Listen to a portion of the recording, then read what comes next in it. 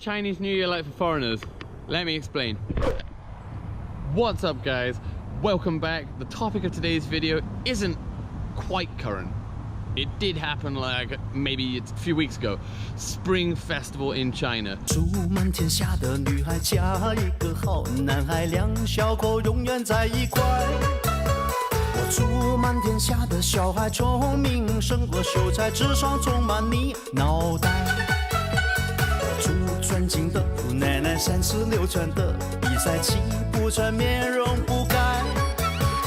祝三叔公的买卖生意扬名四海，财运亨通住豪宅。他要打败乐天替你消灾，恭喜发财，要喊得够豪迈，恭喜发财。I'm not going to go too much into what Chinese New Year or Spring Festival as it's also called is, because I think that's like teaching you guys to suck an egg. I'm pretty sure you guys already have a pretty good idea. But what is it like actually being a foreigner? So I would say there were two types of foreigners that you can be during Spring Festival, Chinese New Year here in China. Number one is just single, unattached foreigners, somebody with no family ties here. And number two is the married foreigner, the person who has all these obligations, because it does change a bit. It doesn't mean somebody who is dating a Chinese girl. That is completely different to someone who's married. You're expected to do a lot more.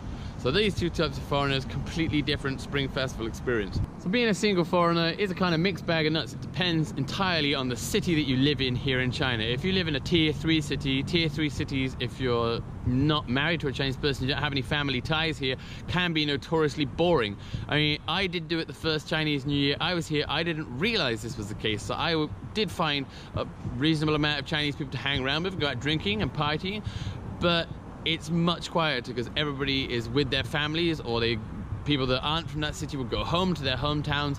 Things can be a little bit ghost towny if you're in a tier 3 city. If you're in a Shanghai or Beijing or a lot of these big international cities, however, no problem. Party time. That's what you do as a single foreigner. Party on. So being married to a Chinese, completely different Spring Festival experience.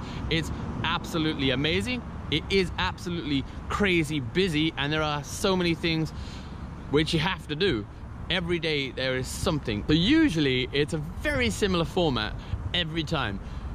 Meal, drinking, meals, drinking, visiting relatives. They're the important things. Main parts of the Spring Festival are meals. That's the most important one. You will go for a meal with your wife's mum's side of the family, your wife's dad's side of the family, this side of the family, that side of the family. There's always different groups of family members which never mix, and you only ever see them at Spring Festival, and you will go for a meal with all of them. There's also drinking, lots of drinking. Expect to be drunk pretty much every day. Sometimes you'll have to do that twice a day. Like this Spring Festival, there were 2 days where we had a meal at lunchtime and it was crazy mad, and then you went home for like 2 hours and you went back and there was another one. So it does get kind of intense. And then just after that, after all of the craziness and madness is gone and you think everything is great, you then have a task of going, it's called Bainian, which is, it's like visiting all your relatives. Like you've been out for meals with them, but hell, you have to go around to their house and you visit them and take them things such as nuts, and then they'll eat tang yuan, which is like a classic dish here with them, and you spend some time with them. Doesn't sound that bad, but when you have to do this maybe 4 or 5 times in a day, we spent the whole day visiting 4 groups of relatives. So there you go guys, my take on Chinese New Year and being a foreigner married to a Chinese here in Wenzhou, China. You know the drill guys. Like, subscribe, share, and I'll see you next time.